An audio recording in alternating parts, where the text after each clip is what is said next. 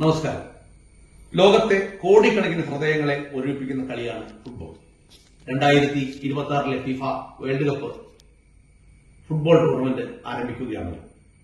3 ആതിഥേയ രാജ്യങ്ങൾ Mexico, Canada, USA, 48 രാജ്യങ്ങൾ, 4 രാജ്യങ്ങൾ വീതമുള്ള 12 ഗ്രൂപ്പുകൾ, ആകെ 104 മത്സരങ്ങൾ. നിലവിലെ ചാമ്പ്യന്മാരായിട്ടുള്ള ഡിഫൻഡിംഗ് ചാമ്പ്യനായിട്ടുള്ളത് അർജന്റീനയാണ്. ഇക്കുറി അർജന്റീനയ്ക്ക് കിരീടം നിലനിർത്താൻ സാധിക്കുമോ?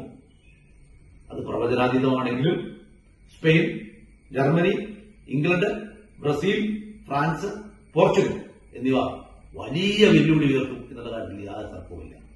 ഇവരിൽ ആരെങ്കിലും ഒരാൾ ചാമ്പ്യനായാലും അത്ഭുതപ്പെടേണ്ടതില്ല. ഈ ലോകകപ്പിൽ കാണികൾക്ക് നഷ്ടമാകുന്ന അഥവാ മിസ് ചെയ്യുന്ന കുറച്ച് കാര്യങ്ങളുണ്ട്, കുറച്ച് ആളുകളുണ്ട്. അതിനെക്കുറിച്ചാണ് ഞാനിവിടെ പറയാൻ ഉദ്ദേശിക്കുന്നത്. ലോകത്തിലെ ഏറ്റവും മികച്ച ഗോൾ കീപ്പർമാരിൽ ഏറ്റവും മുന്നിലാര് എന്ന് ചോദിച്ചാൽ സോക്കർ ലോകത്ത് ഒരൊറ്റ ഉത്തരമേ ഉള്ളൂ. അത് ഇറ്റലിയുടെ ഡൊണറമ്മയാണ്. അതെ, ജിയാൻജി ഡൊണറമ്മ. ഡൊണറമ്മയുടെ മാസ്മരിക സേവുകൾ, ഒരു കളരി ഗുരുവിന്റെ മെയ്വഴക്കത്തോടെയുള്ള പ്രകടനം.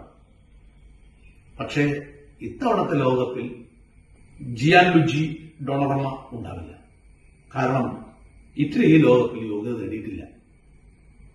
അതുപോലെ ഇറ്റലിയുടെ അതിവിശ്വസ്തനായ ബാക്ക് ബെസ്റ്റോണി, അത് അലക്സാൻഡ്രോ ബെസ്റ്റോണി, ഇക്കുറി അദ്ദേഹത്തെയും നമുക്ക് വീട്ടിൽ കാണാൻ കഴിയില്ല.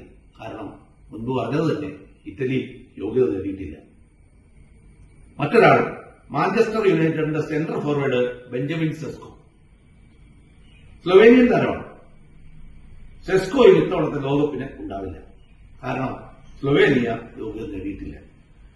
അതുപോലെ ലോകം മിസ് ചെയ്യുന്ന സൂപ്പർ ഡ്യൂപ്പർ താരം മറ്റാരുമല്ല, അത് അർജന്റീനയുടെ master brain Angel Di Maria.